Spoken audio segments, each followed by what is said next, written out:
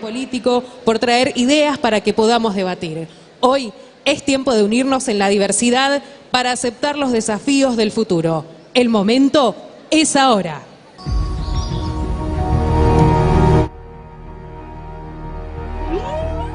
¿Por qué Argentina federal? ¿Por qué Argentina merece más? A nosotros, los peronistas, nos unieron los proyectos que hicieron grande a nuestra patria. Acá lo que hacemos es una convocatoria a construir un país federal, a promover el círculo virtuoso del desarrollo para crecer sostenidamente. Que los dos grandes objetivos de la grandeza de la patria y la felicidad del pueblo implique sostener los pilares históricos del peronismo, la independencia económica, la justicia social y también, por supuesto, lograr la soberanía política.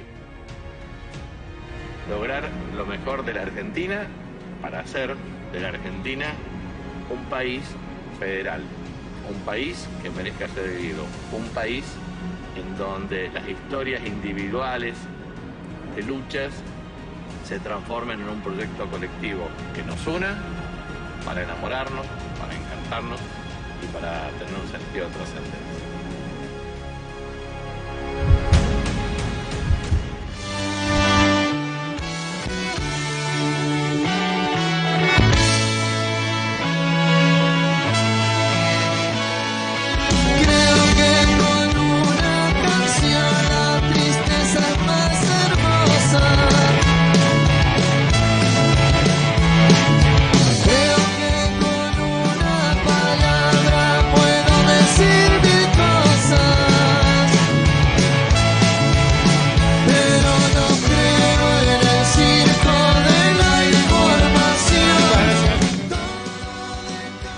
Escuchamos a nuestro gobernador, dirigente político, Jorge Coqui Capitanich. Bueno, muchas gracias.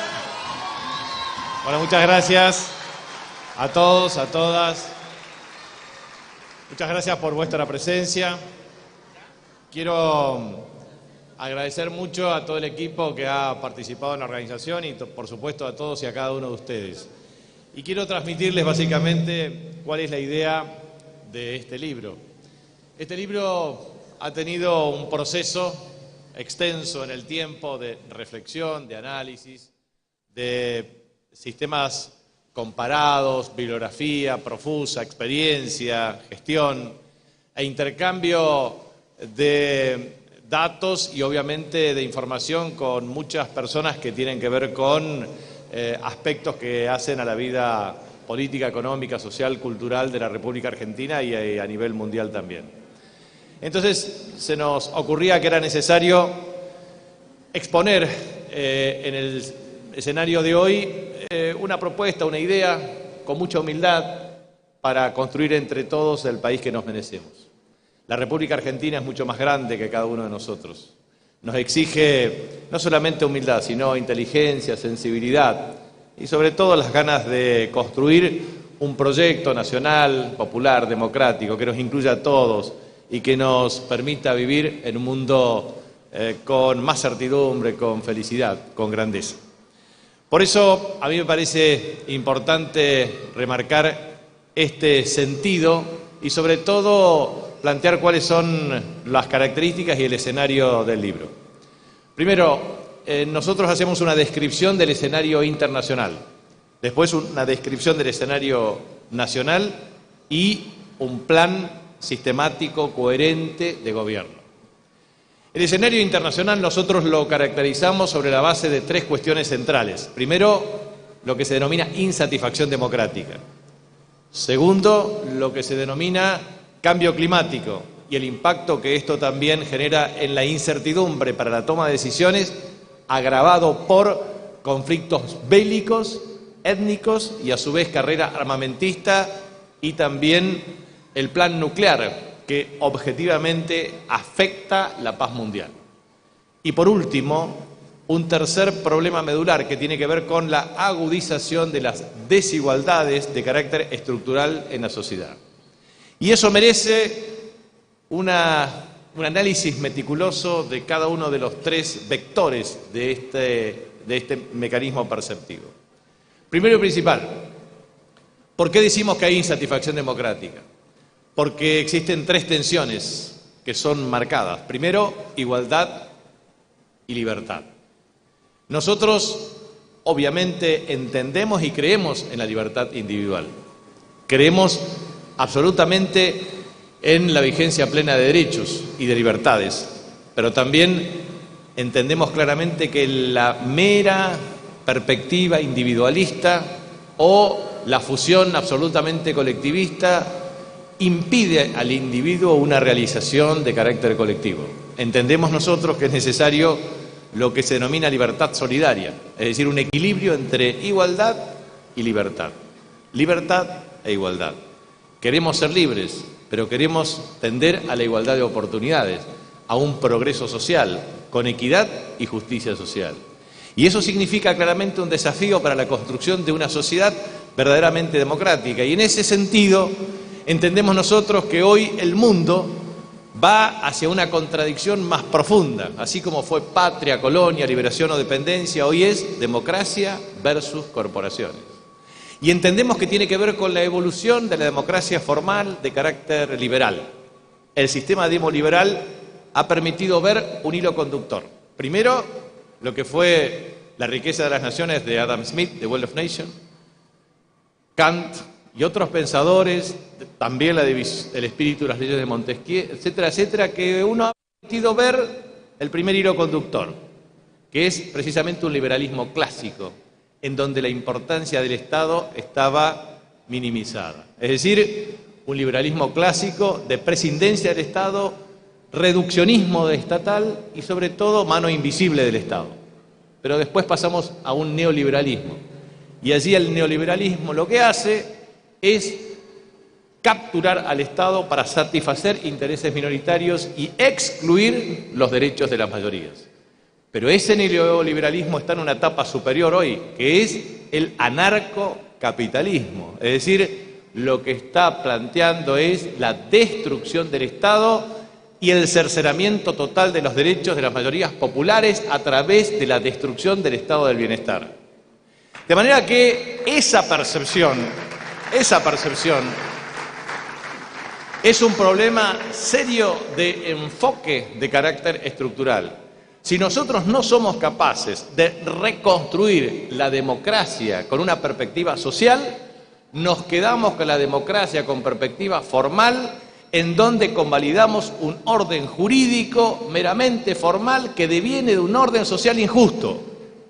El orden social injusto, que deviene como prototipo del orden jurídico formal vacío, plantea un problema de democracia formal en donde la representación no es equivalente a la representatividad, ni la legalidad de los actos es emergente de la legitimidad de carácter popular o social.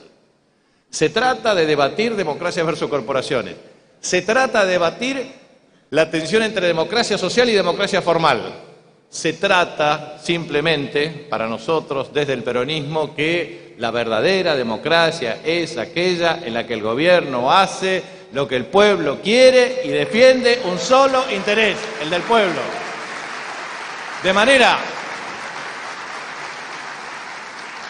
manera que si nosotros no somos capaces de reconstruir en esencia la representación legítima de la voluntad popular para lo que Cristina denomina el Estado democrático constitucional, es absolutamente vacuo el contenido de las políticas públicas, de la capacidad de planificación del Estado y obviamente del fortalecimiento del Estado. Es decir, nosotros entendemos, como decía Perón, no estamos en contra del capital, estamos en contra del capital que se erige en oligarquía para disputarle el poder al gobierno, al Estado. Y en ese sentido, lo que decimos es que para un sistema capitalista de producción de bienes y servicios en donde se promueve la iniciativa privada, es absolutamente imprescindible recuperar el Estado en su capacidad regulatoria para asignar los incentivos productivos y corregir las desigualdades emergentes del proceso. Y eso significa democracia de carácter social, confrontar claramente con un modelo corporativo que se apropia al Estado para satisfacer intereses minoritarios y obviamente recuperar la legitimidad social de la democracia en términos de resguardo estricto de la voluntad popular. Si nosotros no somos capaces de reconstruir un marco institucional de calidad, la capacidad regulatoria del Estado y el liderazgo en base a la voluntad popular, ineludiblemente tendremos insatisfacción democrática que hoy se agrava y se agudiza por dos vectores claves: los jóvenes y las mujeres. Porque las mujeres padecen las desigualdades estructurales del acceso a la equidad de género, salario y oportunidades laborales. Y los jóvenes son los más pobres del sistema, los excluidos en igualdad de oportunidades y la equidad distributiva del ingreso. En consecuencia, reconstruir en esencia el valor de la democracia social es imprescindible para recuperar la satisfacción democrática como vector de desarrollo de las instituciones republicanas y democráticas del país. Pero, al mismo tiempo, nosotros entendemos que en la República Argentina, artículo 1 de la Constitución dice: la nación argentina adopta para su gobierno el sistema representativo, republicano y federal. Entonces, planteo, ¿es representativo? Sí, porque, artículo 22, se representa claramente a través, la manifestación democrática es a través de los representantes, pero el sistema federal configura claramente un deterioro de las pautas de organización. Nosotros tenemos un sistema federal endeble, tenemos un sistema representativo que pone en crisis al sistema y tenemos un sistema republicano en donde las corporaciones han cooptado las capacidades emergentes de las decisiones, vulnerando los principios de representatividad de la voluntad popular. En consecuencia, esta insatisfacción democrática implica una reforma de carácter estructural. Esto no sucede únicamente en la Argentina, sucede en el mundo. Hay mucha bibliografía al respecto que puedo plantear desde Alan Przeworski hasta distintas variantes con lo que se denomina la crisis democrática en la actualidad. En segundo lugar, creo que es importante remarcar el cambio climático. Nosotros estamos observando que el cambio climático afecta la incertidumbre macroeconómica, la toma de decisiones, pero también la guerra Ucrania-Rusia pone al descubierto la tensión nuclear. El mundo tiene una tensión nuclear en donde los dos principales países con arsenal nuclear son Rusia y Estados Unidos, con casi 6.000 ojivas nucleares cada uno. Después viene China, 320. Después viene Pakistán, India, Israel, entre otros países, Corea del Norte. De manera tal que al cambio climático, que promueven obviamente el calentamiento global vía países industrializados sin compensación a nuestros países que somos acreedores ambientales, se agravan los conflictos bélicos, se agrava la carrera armamentista y se pone en peligro la paz mundial. En ese contexto, la incertidumbre para la toma de decisiones en el ámbito mundial aumenta de una manera extraordinaria. ¿Y esto qué implica? Que puede aumentar de una manera asintomática el precio de los bienes energéticos, de los bienes agrícolas, de los minerales, que nos puede favorecer, pero también en algunos casos nos puede perjudicar. Cuando aumenta el precio de los commodities, los precios de los bienes agrícolas, automáticamente 30 países entran en crisis con hambruna. Cuando observamos claramente la correlación existente entre el hambre en el mundo, la producción agrícola y los precios en virtud de la incertidumbre, uno observa que la seguridad o la inseguridad alimentaria puede abarcar a cerca de 1.000 millones de personas en un mundo de casi 8.000 millones de personas. De manera que nosotros tenemos que observar el problema gravísimo del cambio climático, los mecanismos para reducir el impacto del cambio climático y la emisión de instrumentos que permitan fortalecer precisamente el cuidado del bosque nativo o lo que significa la preservación del mundo. Para ello es importante remarcar lo siguiente: el mundo tiene 510 millones de kilómetros cuadrados. El primer país del mundo, Rusia, 17 millones de kilómetros cuadrados. Nosotros, octavo país del mundo. Si ponemos el mapa bicontinental y obviamente el sector antártico, tenemos 7º país del mundo. En ese contexto, 2,8 millones de kilómetros cuadrados, 17 millones de kilómetros cuadrados Rusia. Entonces la pregunta es, de esos 510 millones de kilómetros cuadrados, el 70% es agua, el 30% es tierra. El 70% de agua, el 97% agua salada, 3% agua dulce. Del 30% restante, 29% superficie agrícola, 27% superficie forestal. De ese 29%, 9% superficie cultivable. ¿Saben cuánto significa eso? 1.400 millones de hectáreas. ¿Saben cuánto tiene Estados Unidos? 162 millones de hectáreas. ¿Cuánto impacta en el Producto Interno Bruto de Estados Unidos? 0,9%. El 60% de servicio, casi el 19% es industria en Estados Unidos.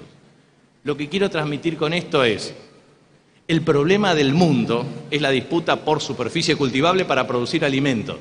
La disputa por el mundo es la preservación de agua dulce para propiciar claramente el consumo productivo y humano. Si no utilizamos riego, en la Argentina teníamos 600.000 hectáreas, estamos llegando a 2 millones, podemos llegar a 4 millones de hectáreas, que aumenta la productividad y el rendimiento agrícola. Nosotros en la Argentina en 1890 producíamos 1 millón de toneladas.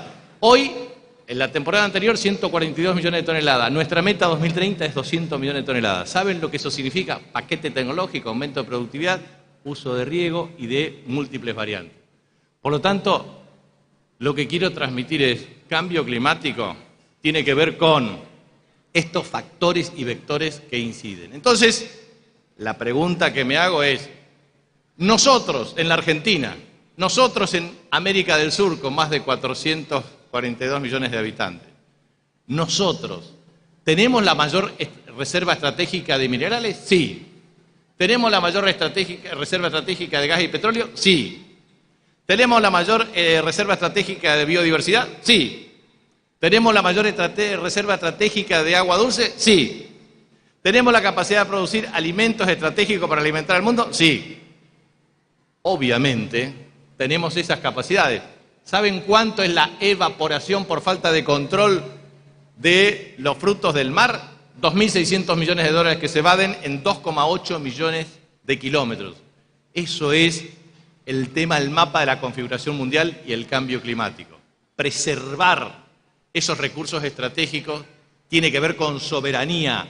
Y para preservar la soberanía tenemos que saber cuál es nuestro patrimonio ambiental, institucional, energético. Y para eso hay que tener un liderazgo con arraigo popular, claramente defendiendo los intereses estratégicos del país.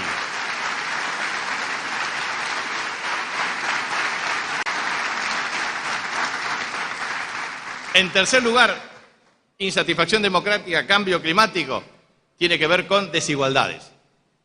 El 1% de la población mundial, de acuerdo a Oxfam, tiene una participación de más del 50% del ingreso total del mundo. El 2% de la población mundial captura el 50% de la riqueza. La desigualdad es pavorosa, es inadmisible. La injusticia social se ha instalado como un vector en la comunidad internacional. En consecuencia, el planteo que nosotros tenemos que hacer es que hay desigualdades intertemporales entre jóvenes y adultos, entre territorios, entre provincias y obviamente entre trabajadores y empresarios. Esa inequidad en la distribución hace insostenible la convivencia democrática y social en cualquier comunidad del mundo. Es absolutamente inaceptable las desigualdades que son irritativas, muchas de las cuales son producto de la violencia, del ejercicio monopólico, de tensiones absolutamente innecesarias propiciadas por corporaciones que manejan el Estado. Pregunta, algunos consideran que el mundo debería manejarse con inteligencia artificial, algoritmos y sustituir el sistema político.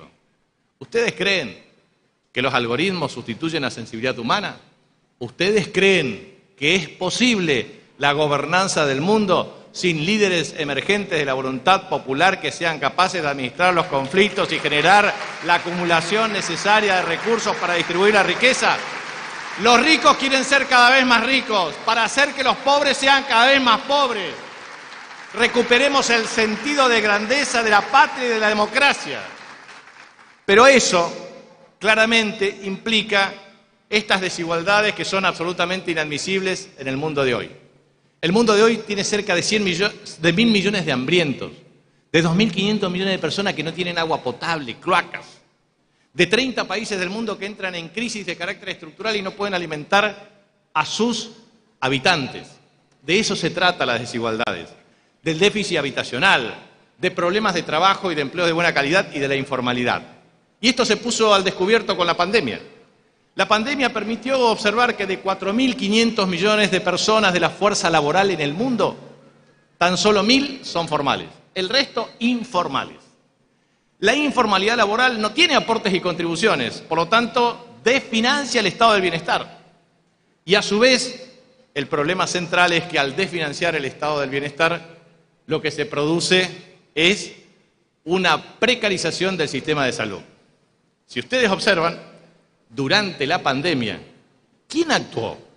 ¿Actuaron los privados o actuó el Estado? Fue el Estado el que compró las vacunas, fue el Estado el que abrió los hospitales, fueron los trabajadores públicos los que generaron sensibilidad para atender a las personas. Ahí donde estuvo el Estado se salvaron vidas, donde no estuvo el Estado no se pudieron salvar vidas. Por lo tanto, las desigualdades tienen que ver con la organización del sistema internacional. Ahora vengo a hacer análisis de Argentina. Para mí, el problema y esto es un aporte humilde porque siempre hay distintas visiones. Yo les traje un artículo acá para hacer una proyección de los servicios de capital e intereses de deuda del año 2024-2027. ¿Saben cuánto son las amortizaciones de capital y servicios de intereses de deuda acumulado 2024 y 2027? 89.245 millones de dólares. Acá convertimos pesos a dólares y esto se reprograma conforme a la evolución. Pero podemos dividir 27.018 millones de pesos, 27.018 millones de pesos es en pesos. 62.227 millones de dólares, de los cuales 10.368 millones de dólares corresponde al Fondo Monetario Internacional. Perdón, dije 116.331 millones de dólares es el volumen total, porque lo que me refería a 89.245 son las amortizaciones de capital y 27.085 millones de dólares son las amortizaciones, son los servicios de intereses de la deuda. Entonces, planteo concreto, deuda absolutamente impagable en las actuales condiciones. Entonces, es necesario observar que en la República Argentina tenemos un problema estructural de inestabilidad cambiaria, que deviene en inestabilidad macroeconómica de origen crónico, que a su vez promueve un déficit de inversiones, que a su vez dificulta la generación de empleo productivo de buena calidad, que a su vez reduce la tasa de salario de largo plazo, que a su vez genera un problema serio de sostenibilidad financiera. Entonces, ¿cuál es el análisis de Argentina? Mi percepción de la República Argentina es que nosotros tuvimos un proceso histórico a partir del cual efectivamente tuvimos una distribución de tierras en una oligarquía terrateniente, estructuralmente parasitaria, que generó las condiciones para una industrialización tardía, que a su vez hizo una alianza estratégica con la principal potencia de la época, que era Inglaterra, en el marco de la División Internacional del Trabajo, con el objeto claramente de ser un país de base exportadora primaria. Es decir, un modelo agroexportador en el marco de la especialización de la División Internacional del Trabajo, que no tuvo un desarrollo de base industrial para generar empleos de buena calidad, propiciando centralización económica y estructura productiva desequilibrada, al decir de Marcelo Diama. Entonces, Esto ha originado claramente las desigualdades en el país. Esas tres decisiones históricas, esto es, distribución de la tierra, alineamiento con Inglaterra e industrialización tardía, generaron tres tensiones estructurales a lo largo de la historia argentina. ¿Cuál fue la primera tensión? Una primera tensión entre calidad institucional y, obviamente, lo que significó estabilidad política. Entonces, la segunda tensión es entre estabilidad macroeconómica y crecimiento. Y la tercera tensión entre inclusión social y distribución del ingreso. La primera tensión entre gobernabilidad y calidad institucional es lo que ha originado pendularidad política desde la interrupción de gobiernos civiles y militares, los mecanismos de alianzas corporativas y los problemas serios de tensiones estructurales a lo largo de nuestro tiempo. No es casualidad que en la Corte Suprema de Justicia de la Nación, en 160 años, 3 mujeres. En 160 años, 11 provincias que no tuvimos de ningún modo representación en la Corte. No es casualidad que la Corte Suprema de Justicia fue el soporte corporativo de las decisiones estructurales de la oligarquía en la República Argentina. En consecuencia, es absolutamente imprescindible promover una reforma de carácter constitucional para lograr precisamente la gobernabilidad con calidad institucional. Pero al mismo tiempo es necesario lograr estabilidad macroeconómica con crecimiento sostenido y también lograr resolver la tensión entre inclusión social y distribución del ingreso. La inclusión social es tolerable para los grupos de poder, pero la distribución del ingreso es parte de una pugna distributiva que agudiza las tensiones y genera desestabilización sistemática desde el punto de vista político. Las tres decisiones históricas generaron estas tres tensiones. Y esas tres tensiones generaron tres restricciones históricas. ¿Cuáles fueron las restricciones históricas? Primero, la restricción externa. Nosotros tuvimos un problema serio: la insuficiencia de la oferta de divisas en el mercado formal y el exceso en el mercado informal. Fuga de capitales, recurrentes ciclos de endeudamiento y crisis financiera. Por el otro lado, tuvimos un problema de restricción logística. El modelo de organización del país fue centralista. Cuando uno advierte las inversiones en el sistema ferroviario, fue congruente con el modelo inglés de 125.000 kilómetros de red ferroviaria que necesitaba durmientes. Entonces armaron los más de 10.000 kilómetros de la red Belgrano-Cargas. ¿Para qué? Para traer los durmientes y exportarlos o producirlos para la red ferroviaria. Es decir, fuimos funcionales a una estrategia de ocupación territorial, de explotación irracional del bosque nativo, con el objetivo de generar una tasa excedente de ganancias para grupos oligárquicos y también internacionales. Por lo tanto, eso fue modelo extractivista de destrucción de la calidad del empleo y una acumulación fuera de nuestras fronteras. Entonces, lo que nosotros planteamos es precisamente observar este fenómeno. Hemos observado que la restricción externa deviene en restricción logística. Desde el telégrafo, sistema ferroviario, puerto, ¿dónde está? Concentrado en Buenos Aires. ¿Saben cuánto concentra Buenos Aires? Entre el 37 y el 40% de la población. En el 1% de la superficie del país se concentra casi el 40% de la población. El Distrito Federal de México, 21%. Sao Paulo, 20%. La mayor concentración de población de Sudamérica y quizás del mundo se da en la República Argentina, a partir de la perpetuación de ese modelo centralista porteño que acumula riqueza, que promueve la cultura especulativa financiera, que todos los recursos van ahí y que excluye a la mayoría de las provincias. Por eso es necesario construir un país federal a través de un nuevo diseño de la logística integrada que rompa el paradigma centralista.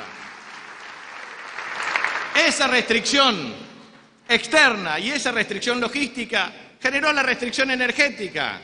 Nosotros tenemos recurrentemente crisis energética. Entre 1950, si uno toma 70 años de historia y toma 1959, con un esquema de 21,7% de importación de energía y en 2013 17% de importación de energía. Lo que uno observa es la elasticidad de crecimiento de la energía respecto al Producto Interno Bruto. Si no tenemos soberanía energética, engendramos la próxima crisis. De manera que lo que nosotros tenemos que hacer es entender las restricciones. Nosotros tenemos que salir de la restricción externa, de la restricción logística y de la restricción energética, para lo cual es también necesario salir de la restricción institucional. No se puede gobernar la República Argentina sin una reforma institucional de fondo que no limite la capacidad de liderazgo de los gobiernos para transformar la economía y la sociedad. Para lo cual, dije tres decisiones históricas, dije tres tensiones históricas, dije tres restricciones históricas, dije tres acontecimientos históricos que se repitieron indefinidamente. Primero, la restricción de la libre navegabilidad de los ríos interiores. Ustedes saben, bloqueo 1938 y 1945, pero a su vez también los problemas básicos de la disputa entre unitarios y federales. Esa restricción, esa decisión de la apropiación de la renta aduanera, de la apropiación de la regulación de la libre navegabilidad de los ríos y de la administración portuaria en Buenos Aires, fueron tres acontecimientos históricos repetitivos. Y estas tres decisiones históricas, estas tres tensiones históricas, estas tres restricciones históricas, estos tres acontecimientos históricos generaron a su vez un problema serio: el incumplimiento sistemático de tres reglas. La regla fiscal, que debe tender al equilibrio; la regla monetaria, que debe tender a la estabilidad; y la regla cambiaria, que debe tender a, precisamente, la competitividad. Y esas tres reglas incumplidas generaron claramente un problema adicional, que es precisamente una política industrial fallida, generaron una política de empleo de baja calidad y de alta informalidad, con bajos salarios, y por supuesto generaron el problema de insuficiencia para estrategias de desarrollo de las economías regionales, sin integrar las cadenas de valor. Síntesis: tres decisiones históricas que generaron tres tensiones irresueltas a través de la historia, que promovieron tres restricciones, que generaron acontecimientos históricos repetitivos, que promovieron incumplimiento de reglas y que finalmente generaron políticas fallidas. Bueno, esta es la Argentina de los últimos 213 años. Eso no va más. Un modelo agotado. Si no somos capaces de tomar decisiones históricas relevantes, no vamos a poder superar las restricciones.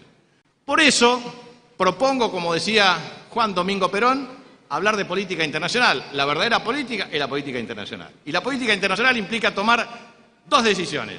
Primero, que la política internacional sea autónoma y soberana, combinando principios e intereses. Nuestros principios históricos son de unidad latinoamericana, de fortalecimiento de Mercosur, de fortalecimiento de UNASUR, de alianzas estratégicas en un mundo complejo, con lo cual es absolutamente imprescindible. Primero, respetar el principio de la no injerencia en asuntos internos de otros estados, en el principio de la libre o autodeterminación de los pueblos, en el principio de la igualdad soberana de los estados, en el principio esencial de establecer mecanismos de doble imposición que nos permita tener equidad en el sistema tributario, en regular adecuadamente los tratados bilaterales de inversión con el objeto de promover inversiones, pero en grado de equidad de trato con el resto de los países del mundo, en propiciar, finalmente, estrategias para garantizar inversión extranjera directa, pero regulando el ejercicio pleno de la soberanía y no aceptando la imposición de lobbies extranjeros que plantean un modelo extractivista para romper el paradigma de desarrollo autónomo. Esos principios deben ser vitales conjuntamente con el respeto irrestricto a la democracia, a las libertades públicas y a los derechos humanos. Pero sabemos muy bien que la Argentina combina principios con intereses. Y eso significa que muchos países del mundo no cumplen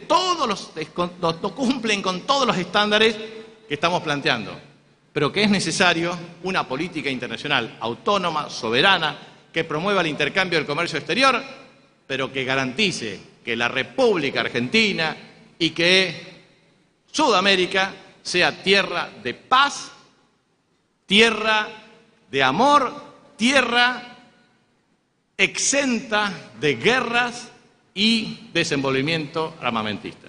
Pero al mismo tiempo tenemos que dar un gran salto cualitativo en la Revolución 4.0, porque son vectores que implican una dinámica de progreso, de inserción internacional. Por eso propongo, precisamente a partir de ese análisis, entender que en la República Argentina se puede generar las condiciones para un nuevo enfoque de carácter nacional e internacional. Esa política internacional requiere superar también las restricciones. Entonces, ¿cómo superar las restricciones?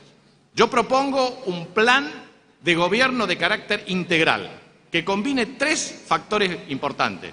Primero, la constitución de una quinta república en lo político, de un régimen multimonetario con moneda digital de curso legal obligatorio, con trazabilidad de todas las transacciones, amplio blanqueo y una estrategia para invertir las LELIQ emitidas en producción de bienes y servicios y en securitización de flujo para obras de infraestructura que promueva empleo y mejore la logística integrada.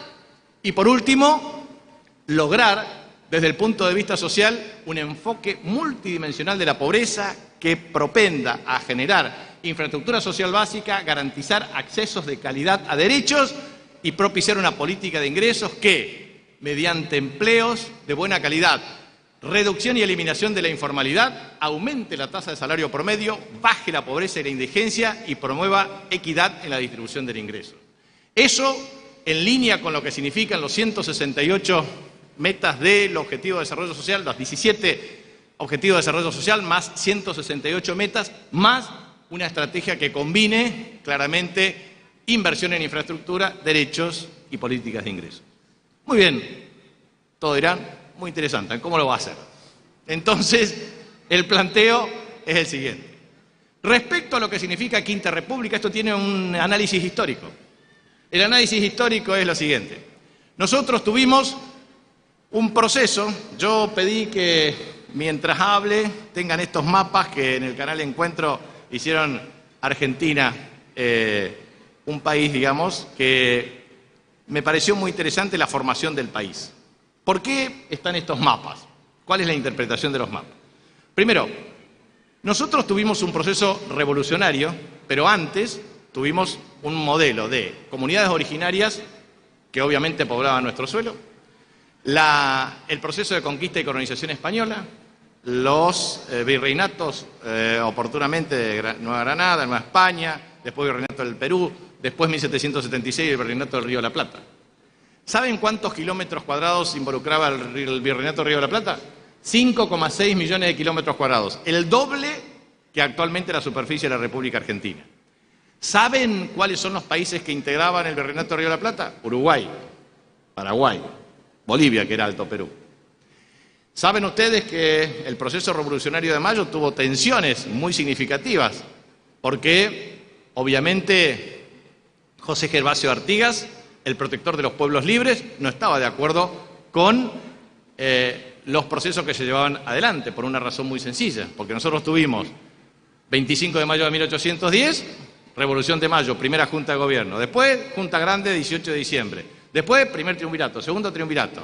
Y después tuvimos 6 directores supremos. Y después tuvimos desde el Estatuto Provisorio, el Reglamento Provisorio, hasta 1820, 20 de junio, día que muere Belgrano, se produce el Día de los 3 Gobernadores, la ruptura del orden institucional organizado. Hasta que aparece Rosas, 1829-1835, 1820-1824, 1829-1832, 1835-1852, o sea, ocurre lo que ustedes saben, Cepeda, Caseros, Pavón, etcétera, etcétera. O sea, tardamos 70 años para la organización nacional. Estados Unidos tardó 11 años para el Congreso de Filadelfia. Es decir, nosotros no pudimos en la Asamblea del año 13 tener un sistema de gobierno y una constitución. Tuvimos la constitución fallida de 1819 y 1826 de carácter unitaria. En 1853, después claramente del acuerdo de San Nicolás y después del Pacto de San José de Flores en 1859, porque se había ido a la provincia de Buenos Aires. Todo eso significó plasmar una constitución, pero no teníamos capital. Y la capital fue una lucha de Roca con Tejedor entre 1.000 y 3.000 muertos. Y tuvimos la muerte de Dorrego y el fusilamiento, y tuvimos guerra civil, y tuvimos muertes. La Argentina se construyó con la sangre de nuestros compatriotas. Y eso implicó la cuestión de organizar, los modelos fueron muy distintos. Tuvimos después la organización de 13 provincias, después se agregó Jujuy en 1835. Y después estas 14 provincias dieron origen a distintas cuestiones de carácter legal, de organización. Por ejemplo, el 31 de enero del año 1872 surgimos nosotros como Territorio Nacional del Chaco. Y después el 13 de octubre se sancionó la ley 576. Y después la 686. Y después la 1532. Y así sucesivamente hasta que Perón fue el presidente que de los 9 territorios nacionales, 8 provincializó y somos provincia gracias a Perón y gracias a Eva Perón. Y a su vez quedó Tierra del Fuego en la década de 1990. Pero lo que quiero decir es que tuvimos un largo desencuentro de 70 años de luchas intestinas, porque no nos podíamos poner de acuerdo. Desde lo que fue la posibilidad de la infanta Joaquina Carlota, hasta lo que significa el príncipe regente del rol geopolítico de Juan VI, de Portugal, hasta lo que significó definitivamente la lucha contra los realistas desigual. Y por eso nosotros defendemos el Norte Grande, porque el Norte Grande fue el primer pueblo patrio que se fundó el 18 de noviembre de 1810 con Belgrano en Curuzú-Cuatiá. Aquí en el Norte Grande nació nuestro máximo libertador en Yapeyú. Aquí en el Norte Grande Belgrano fundó Curuzú-Cuatiá. En el Norte Grande dirigieron el ejército del Norte Grande San Martín Belgrano y también defendió nuestras fronteras Güemes. Y en el Norte Grande, el 9 de julio de 1816, declaramos la independencia política. Y en el Norte Grande aportamos la mayor cantidad de muertos en la lucha en la Guerra de Malvinas. Es el Norte Grande de coraje, es el Norte Grande patriota, es el Norte Grande de agallas para construir un país federal. Ese Norte Grande es el que hoy le dice a la Argentina que no se puede seguir aguantando y soportando el centralismo porteño que exprime, que expolia y que promueve la cultura financiera por sobre la cultura de la producción.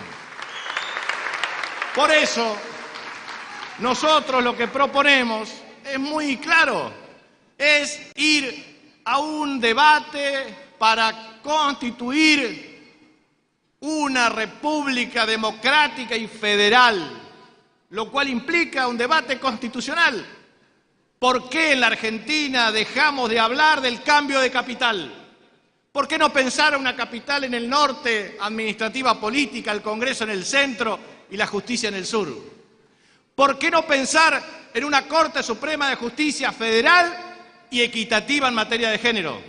¿Por qué no en un Consejo de la Magistratura para la selección de los jueces y magistrados con contenido federal, democrático y no dejándose imponer por la presión corporativa? ¿Por qué no reformas profundas en el Código Procesal Penal, en el Código Procesal Civil y Comercial, en el ejercicio de la justicia de paz de carácter contravencional en municipios? ¿Por qué no constituir un nuevo diseño institucional de funciones delimitadas en el gobierno nacional, provincial y municipal con fuerte proceso de descentralización, de participación social y ciudadana? ¿Por qué no? ¿Cuál es el impedimento? ¿Por qué no limitar el mandato indefinido de los jueces a 5 o 10 años con concurso de antecedentes y oposición que permita transparencia en los mecanismos de designación, como lo hacemos aquí en el Superior Tribunal de Justicia de la provincia del Chaco, que es un ejemplo en el mundo? ¿Por qué no juicio por jurado en materia penal, civil y comercial? ¿Por qué no juicio de residencia como tenemos acá, en donde los funcionarios rendimos cuenta cuando terminamos nuestra función durante un año para garantizar el máximo nivel de transparencia en el ejercicio de la función pública? ¿Por qué no animamos a eso? ¿Por qué aceptar que 4 jueces de la Corte nos pueden gobernar a su antojo? ¿Por qué aceptar que en Comodoro Pi se juega la política como la ruleta rusa para ver a quién se perjudica? ¿Por qué? Vamos a permanecer ciudadanos y ciudadanas de la República Argentina, impávida, dejándonos manipular por corporaciones que solamente tienen un afán de lucro indiscriminado y no les interesa un bledo lo que pasa en distintos rincones de nuestra patria. ¿Por qué no? ¿Por qué no nos vamos a animar?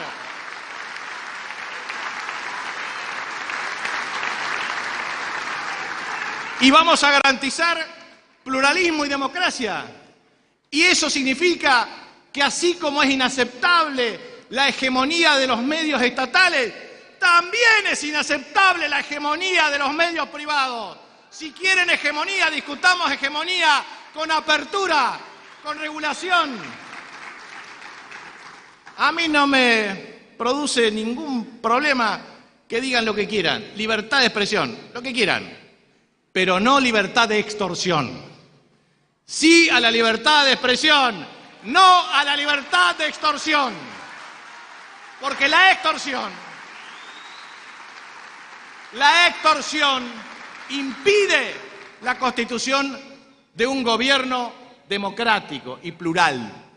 Entonces, hay pocos quienes nos animamos a decir lo que hay que decir ante estos poderes fácticos. Pero es necesario que no sea la voz de unos valientes, sino el consenso de un pueblo argentino que merezca vivir en una democracia pluralista con libertades perfectamente admisibles. Nosotros creemos en la inversión privada. Nosotros creemos en que el empresario tiene que tener rentabilidad. El 97-98% de las empresas en la República Argentina son pymes, que generan el 70% de empleo. ¿Dónde están las pequeñas y medianas empresas? Muchos de ustedes acá. Invierten, producen empleo en pueblos, localidades, ciudades. Muchos de los trabajadores y trabajadoras dependen del progreso, pero también dependen de un Estado con capacidad regulatoria que estimule la demanda agregada, que promueva inversión pública-privada. En esto somos todos parte de un mismo país. En cambio, otros promueven solamente alianzas estratégicas con el resto de los países del mundo y de empresas multinacionales. Tampoco estamos en contra del capital extranjero o de empresas multinacionales. Ahora sí, lo que entendemos claramente es que no pueden ellos marcar el derrotero del país en virtud de sus propios intereses. Creemos nosotros que las instituciones tienen que tener un ejercicio de calidad institucional que nos permita diseñar un nuevo modelo de país, un país federal. Un país en donde efectivamente, ¿se acuerdan ustedes? En el debate entre Artigas y el resto se planteaba el tema de la confederación sí, confederación no, mayor autonomía sí, mayor autonomía no. Bueno, discutamos un diseño de un país federal con un sistema republicano, pero republicano en serio, no republicano defendiendo intereses corporativos. Y también me parece que si somos capaces de discutir la Quinta República es porque dijimos, Primera República, 1853. Segunda República, la República Peronista de 1949, que fue derogada por una proclama militar del 27 de abril de 1956. Y el 9 de marzo nos horrorizamos nuevamente por ver el decreto 4161 que se prohibía la palabra peronista en la Argentina.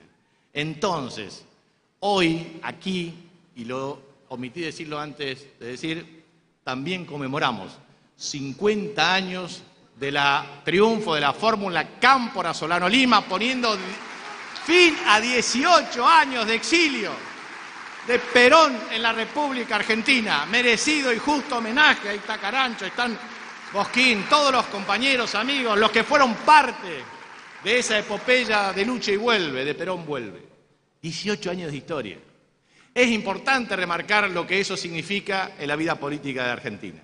Por eso estoy absolutamente convencido que esa Constitución de 1949, que garantizaba y expandía derechos, también generó en 1957 lo que se denomina República fallida, y en 1994 promovió la reforma constitucional que hoy está vigente. Propongo una nueva constitución, una reforma de carácter institucional con una discusión por consenso que nos permita diseñar un nuevo orden constitucional con calidad institucional, en donde los miembros de la Corte Suprema de Justicia se elijan como en el Chaco, por antecedente, oposición y audiencia pública, con transparencia y que respondan única, pura y exclusivamente al ejercicio estricto de respetar la Constitución y las leyes que reglamentan su ejercicio y no hacer favores corporativos a aquel que le pone o plata o poder político.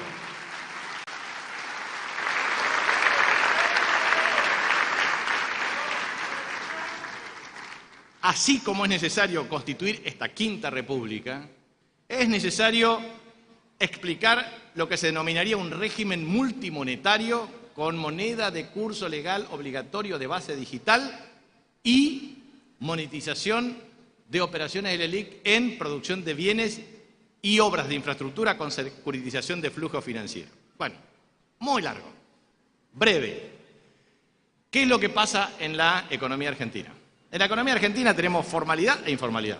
Los salarios formales se deterioran y en la Argentina el salario informal está por el suelo. De ser el primer salario mínimo vital y móvil de Latinoamérica en el año 2015, estamos en el 7º lugar. Insoportable. No se puede tolerar más la exclusión, la pobreza y los bajos salarios. Eso es producto de un problema de inestabilidad cambiaria de origen crónica. Por una razón muy sencilla, porque la gente no confía en la moneda de curso legal, invierte en dólares, y eso tiene que ver con las reglas incumplidas en materia fiscal, monetaria y cambiaria. Bueno, propongo tomar una decisión drástica. ¿Eso qué significa? Blanqueo generalizado. Nosotros hemos observado y estudiado que INDEC determina que la formación de activos externos es equivalente a 261.000 millones de dólares. O sea, 261.000 millones de dólares que están en colchones, debajo del colchón, en cajas de seguridad, pero no están declaradas en el sistema financiero. ¿Saben cuánto fue el blanqueo de Macri? 149.000 millones de dólares. ¿Dónde está la plata? ¿Eso qué significa? Que el blanqueo no tiene que ser como se hizo.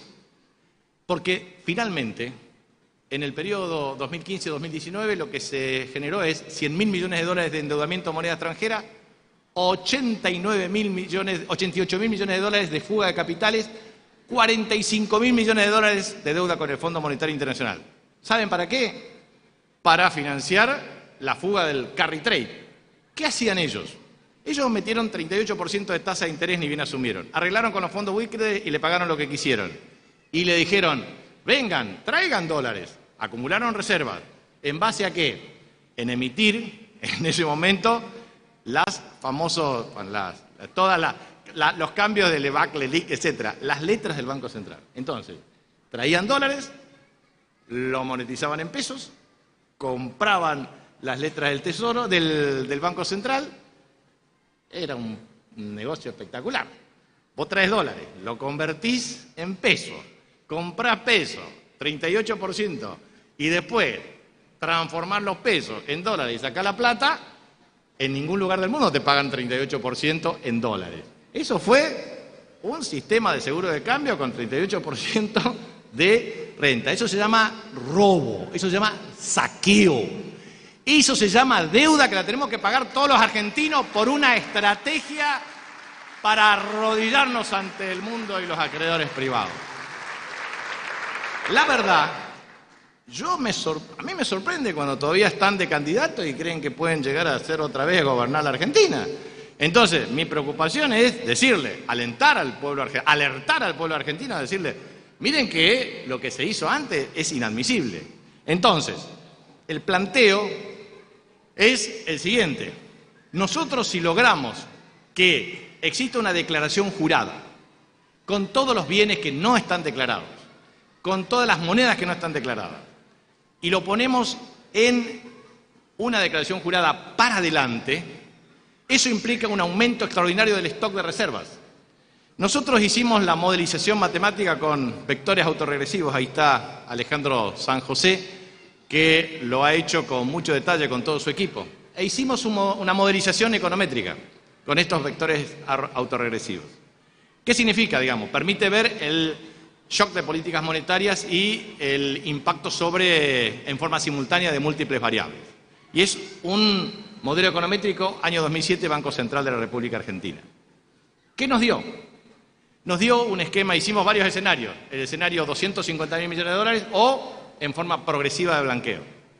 Automáticamente aumentan las reservas. Si aumentan las reservas, porque la idea central es que todos tengan cuenta fiduciaria, Banco Central, que puede ser en yen, dólares, reales o euros, eso significa que si uno puede hacer transacciones, lo tiene que hacer, pero registrar en moneda de curso legal obligatorio. Todas las transacciones tienen que hacer en moneda de curso legal. Por lo tanto, el incentivo es, si uno no declara todo lo que tiene, para adelante no puede hacer transacciones. En consecuencia, eso genera drásticamente un modelo de eliminación de la informalidad, porque todas las transacciones tienen que ser formales.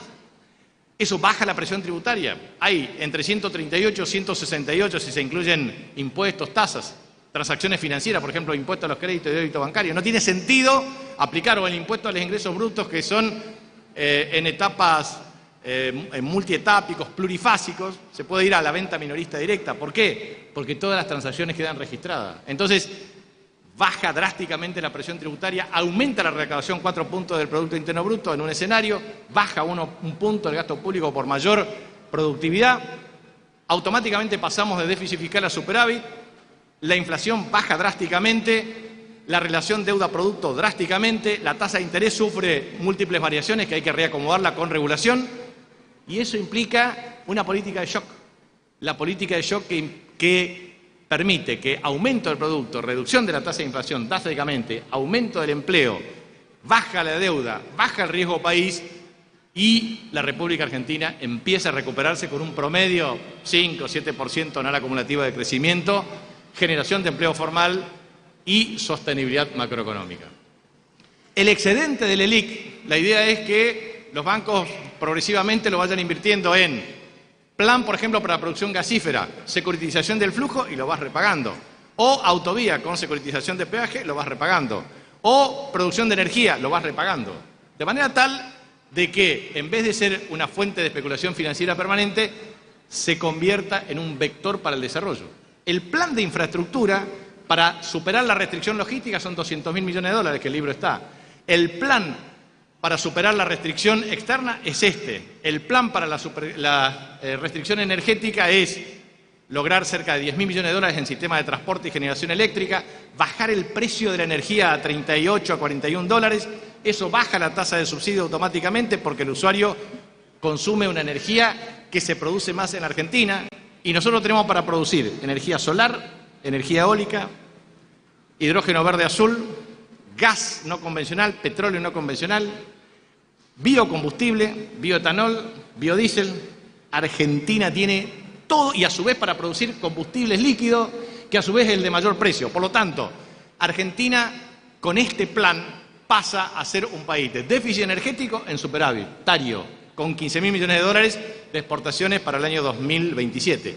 Chile necesita nuestro gas y nuestro petróleo. Brasil necesita, todos los países limítrofes los necesitan, pero a su vez también podemos vender combustibles líquidos. Por eso la República Argentina tiene enormes posibilidades de 3 vectores. Producción de alimentos, que podemos llegar a generar las condiciones para. Hoy estamos en cerca de 42 millones de hectáreas. Podemos llegar a 65 millones de hectáreas de acuerdo al INTA. Pongamos 45 millones de hectáreas. Pongamos claramente 200 millones de toneladas. Pongamos 100.000 millones de dólares de exportaciones de alimentos. 15.000 millones de dólares de energía. ¿Saben cuánto nosotros tenemos de minería? En minería nosotros 3.900, 4.000 millones de dólares. ¿Saben cuánto Chile? 55.000 millones de dólares. ¿Saben cuánto Perú? 40.000 millones de dólares. ¿Saben cuánto Australia? 102.000 millones de dólares. Argentina forma parte del triángulo de litio con Chile y Bolivia. Argentina tiene riqueza de oro, plata.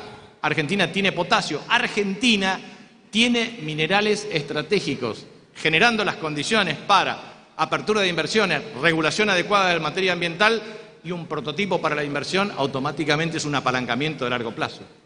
De manera tal de que podemos producir alimentos, minerales estratégicos, energía. pero también farmacología humana-animal. Toda la industria del entretenimiento, hoy es 3% del PIB, podemos pasar a 5 o 6%. Hoy tenemos 500.000 empleos, podemos llegar a 800.000 o 1 millón de empleos en 10 años. Todas las cadenas de valor en la República Argentina se pueden potenciar de una manera extraordinaria a partir de un proceso de industrialización acelerada, producto de la estabilidad macroeconómica y la inversión disponible. De manera que el plan económico es un plan integral, sistémico, holístico, que permite resolver los problemas de regla fiscal, regla monetaria y regla cambiaria. La regla fiscal pasa de déficit a superávit, la regla monetaria de alta inflación a inflación de un dígito. Y la regla cambiaria regulando con un sistema de influjo de salidas y entradas de capitales con el objeto de mantener la competitividad del tipo de cambio. Esos mecanismos son los que nos van a permitir al mismo tiempo establecer una nueva estrategia de industrialización, con un nuevo modelo de generación de empleos de buena calidad y a su vez un sistema de distribución de los recursos para el desenvolvimiento de las economías regionales. El plan económico es un plan para resolver la restricción externa, la restricción logística y la restricción energética, con una plataforma de crecimiento sostenido y sustentabilidad. Y eso después nos permite tener una política que tiene que ver con lo social. Nosotros tenemos alta pobreza, alta indigencia, alta informalidad. Por ejemplo, a mí siempre me dicen, ¿y por qué el Chaco es la provincia más pobre del país? Entonces, acá hay varios problemas. Primer problema, sistema de información estadística. El INDEC mide 31 conglomerados urbanos. Cuando mide Chaco en materia de ingresos, 300 casos. Contestan 120. 80% de los más pobres contestan, 20% de los más ricos contestan. Con lo cual hay un desequilibrio. Hay una subdeclaración de ingresos y una sobredeclaración de ingresos. Pero a su vez, las diferencias entre distintas localidades, etcétera, es 37, 38 a 54. Eso es, la verdad, minucias. El problema central es que tenemos un problema serio de ingresos en toda la República Argentina y afecta a todos los conglomerados urbanos y rurales. Entonces, el tema central es cómo abordar la pobreza. Y la pobreza hay que abordarla a partir de lo que denominamos nosotros un enfoque multidimensional. ¿Y cuál es el enfoque multidimensional? Primero, resolver los problemas de infraestructura social básica. Agua potable, cloacas, conexión de internet, gas, electricidad urbana y rural. Veredas, apertura de calles, desaguas pluviales, viviendas, soluciones habitacionales. Eso son políticas insuficientes en la Argentina. Argentina tiene casi 47 millones de habitantes, 15 millones de viviendas. El tercio tiene déficit. Y un tercio de ese tercio son necesarias viviendas nuevas. ¿Saben cuánto eso significa? 1,5 millones de viviendas.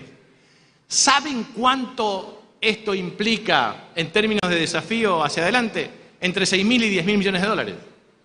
Nosotros tenemos que resolver el problema de nuestros barrios populares. Son 5.700 barrios populares en la República Argentina, en donde viven 5 millones de personas.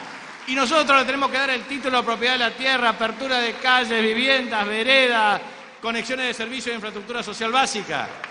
Tenemos un gran desafío y hay siempre la burocracia, que falta un papelito acá, un papelito allá, una ordenanza allá.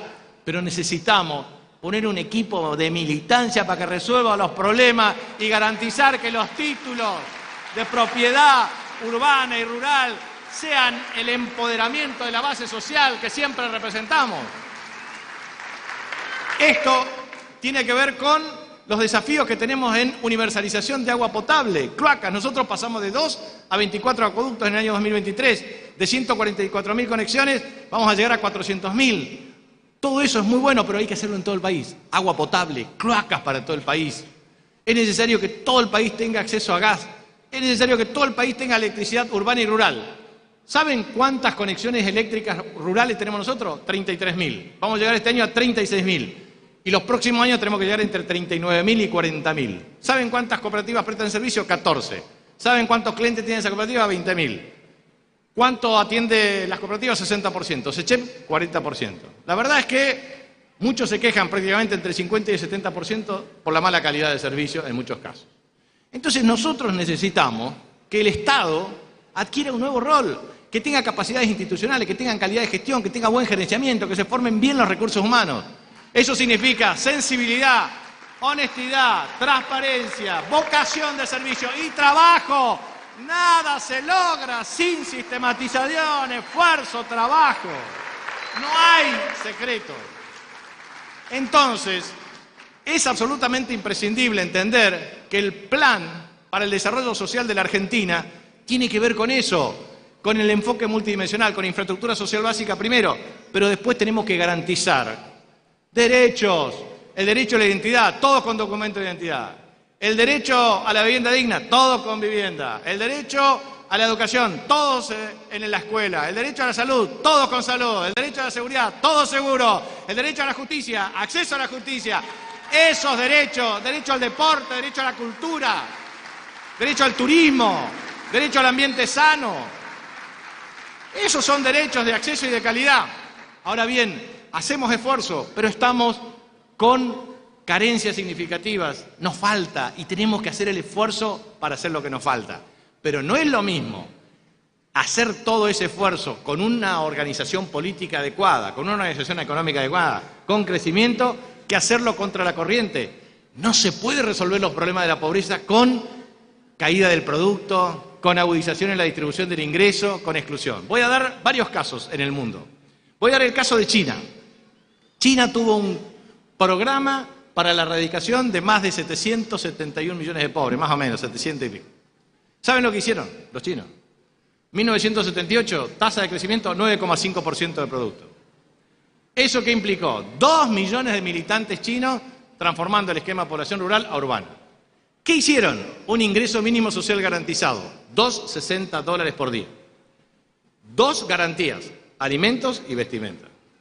3 derechos, educación, salud y vivienda, con conexión. Bueno, ese es el programa que ha dado éxito en China. Pero también hay muchos y muy buenas recomendaciones. Leonardo Gasparini, Libro Desiguales, plantea, primero, reducir la pobreza extrema. No podemos convivir con el hambre. Tenemos que garantizar el derecho a la alimentación, erradicación del hambre. Segundo, tenemos que tener igualdad de oportunidades para el futuro, todos con la misma igualdad de oportunidades. Tercero, tenemos que terminar con las desigualdades irritativas. Cuarto, tenemos que ser capaces de limitar las desigualdades indignas, el patoterismo cruel, la violencia inhumana, el monopolio en todas sus formas que ejerce la máxima violencia. Eso significa una sociedad democrática y organizada. De eso se trata construir un país. Entonces, de nuevo, lograr una organización institucional que promueva la Quinta República con un alto consenso ciudadano.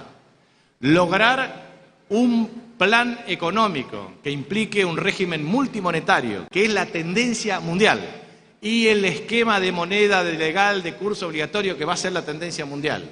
Y que eso implique una reconversión de los sistemas de inversión de los instrumentos monetarios en producción de bienes y servicios y securitización de flujo con el objeto de aumentar la capitalización. Las entidades financieras, a partir de este régimen, se van a capitalizar de una manera extraordinaria porque todas las operaciones van a estar blanqueadas. Esto significa que van a acumular excedentes y esos excedentes van a bajar la tasa de interés. Y esa disminución de la tasa de interés va a vincular el círculo virtuoso de ahorro en inversión. Y esa inversión generará más desarrollo de capacidad instalada y de capacidad productiva de bienes y servicios. Y eso es un círculo virtuoso de crecimiento y desarrollo. Y a su vez, un enfoque multidimensional de la pobreza implica, vuelvo a insistir, infraestructura social básica, derechos y política de ingresos. Y la mejor política de ingresos es establecer claramente un diseño que tenga que ver con estímulos muy claros al empleo, al salario de buena calidad y a la distribución del ingreso. Pero, para finalizar, lo que quiero transmitir es que efectivamente la organización de un país federal implica romper la concentración en Buenos Aires.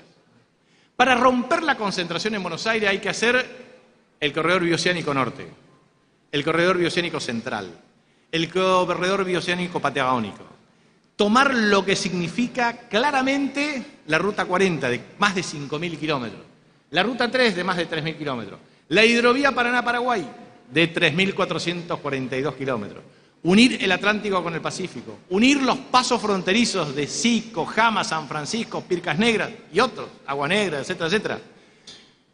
El Zamoré y otros, digamos, no voy hasta el sur, voy hasta el norte.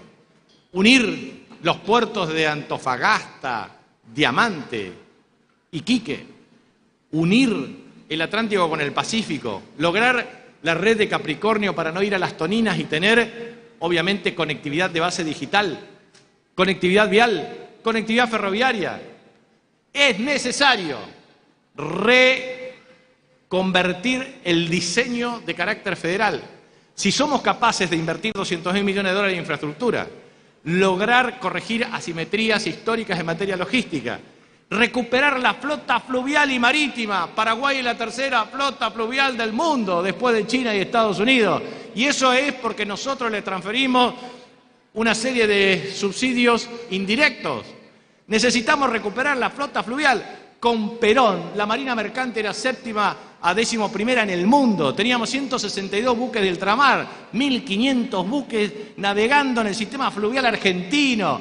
Necesitamos recuperar una fuerza de base militar en la Armada Argentina para proteger 2,8 millones de kilómetros cuadrados de superficie marítima de la plataforma submarina argentina, que todos los años nos extraen 2.600 millones de dólares y hay que poner un Ministerio de Asuntos Marítimos para preservar la soberanía. Nosotros tenemos casi 4.700 kilómetros de línea costera, 11.000 tomando en cuenta las Malvinas y tomando claramente el sector antártico argentino. Y la verdad, quiero transmitir esta idea. Nosotros muchas veces vemos lanzamiento de múltiples candidaturas. Eso es poner el carro delante del caballo. Propuse y propongo, primero un plan de gobierno, debatir, analizar con mucha humildad respecto al diagnóstico y a lo que hay que hacer. No solamente quedarnos en el diagnóstico, porque muchas veces tenemos esa tendencia, quedarnos con el diagnóstico. Que diagnosticar y promover medidas para resolver el problema. Después de eso, es necesario constituir equipos y técnicos. Equipos para llevar adelante. No hay ninguna posibilidad de administrar un Estado complejo con nuevos diseños de capacidad regulatoria si no tenemos cuadros políticos y técnicos de alta capacidad profesional que requiera conocer el territorio, conocer a nuestro pueblo, conocer sus problemas, garantizar sus soluciones, tener dedicación, esfuerzo, idoneidad moral e intelectual y sobre todo un compromiso inquebrantable con el trabajo para cambiar la vida de todos y de todas. Eso significa un nuevo enfoque en la Argentina, el enfoque por la equidad social y el enfoque por la equidad de género, desde gabinete paritario como tenemos en la provincia, hasta igualdad de salario, igualdad de oportunidades para las mujeres, lograr que las mujeres y los jóvenes se conviertan en nuevos vectores para la transformación de Argentina. Nosotros tenemos un gran país y tenemos problemas, pero tenemos posibilidades de resolverlos. Por eso cuando uno analiza la historia de la industrialización dice, entre 1810 y 1869, ¿qué había en la Argentina? Bueno, industrias individuales, artesanías, tasajo, cuero, después empezó a aparecer el tema de cereales y después todo un programa desde 1870 en adelante. Tuvimos la ley de aduana en 1835, el debate en 1875, etcétera, etcétera, etcétera, para regular claramente los bienes industrializados que venían y las materias primas que exportábamos para autoperpetuar un modelo agroexportador que implicaba exclusión de carácter social. Porque es necesario reivindicar que las cuestiones no son de ahora.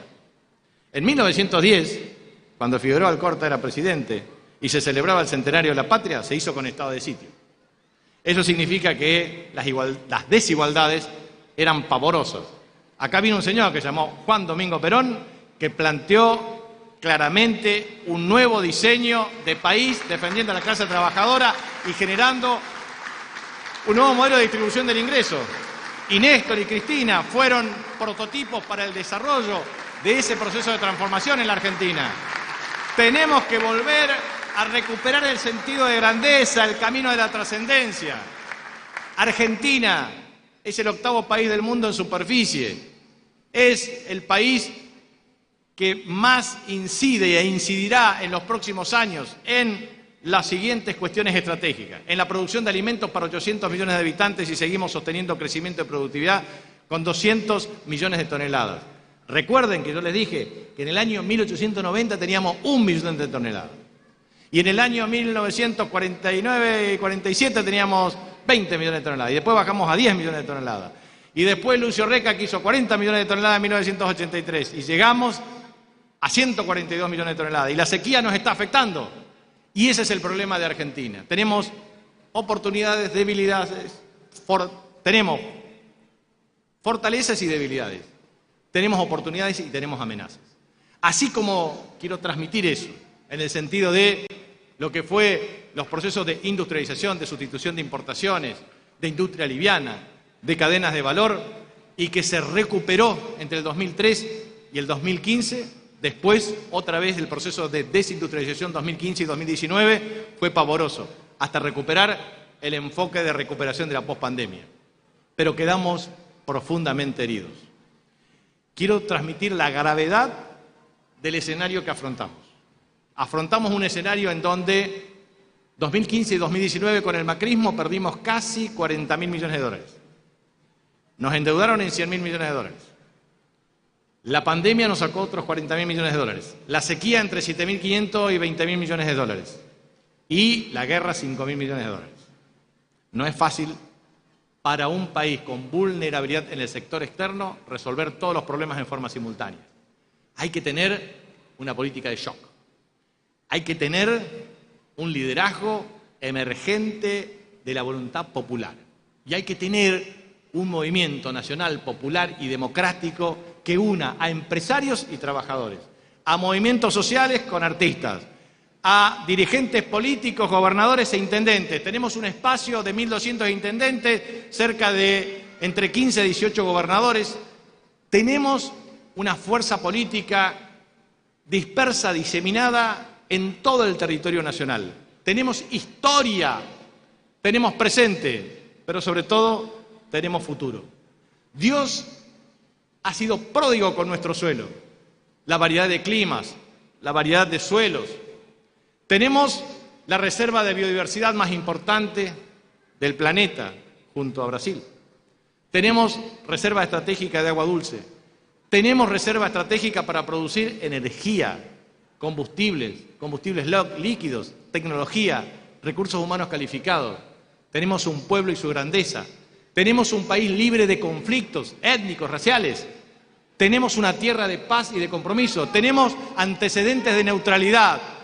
Tenemos todo para ser un gran país.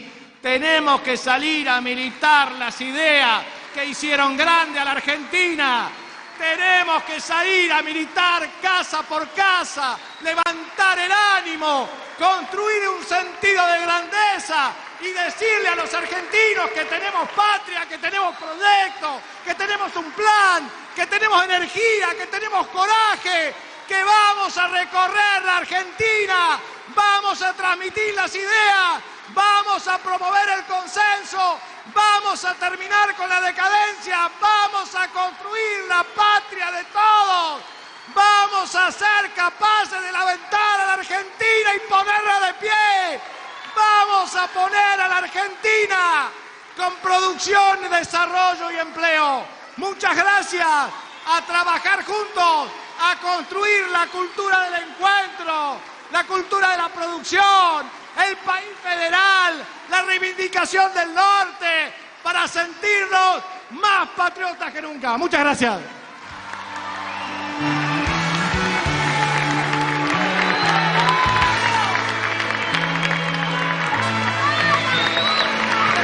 Hola.